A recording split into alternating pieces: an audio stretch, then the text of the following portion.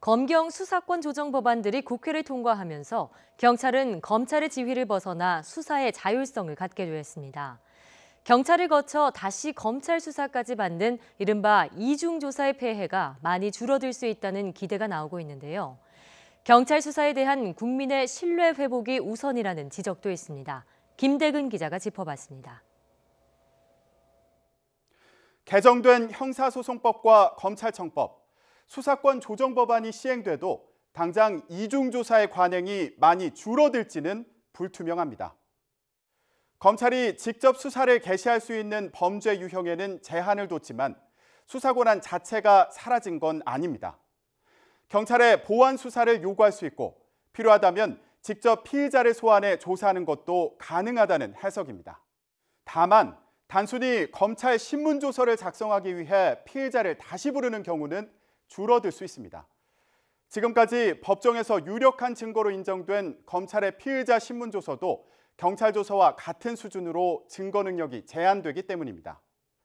그런데 이런 중복 조사가 줄어들려면 결국 그만큼 경찰 수사가 완벽해야 한다는 전제가 필요합니다.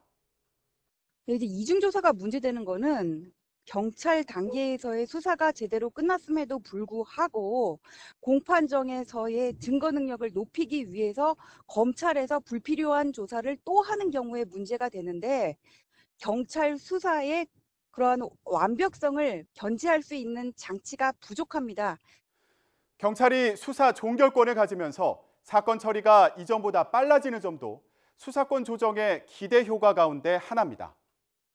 추가적으로 검찰의 조사와 판단을 기다릴 필요 없이 경찰 단계에서 혐의를 벗을 수 있기 때문입니다. 하지만 고소고발 사건의 경우 경찰의 무혐의 결론에 불만이 있다면 곧바로 이의를 제기할 수 있습니다.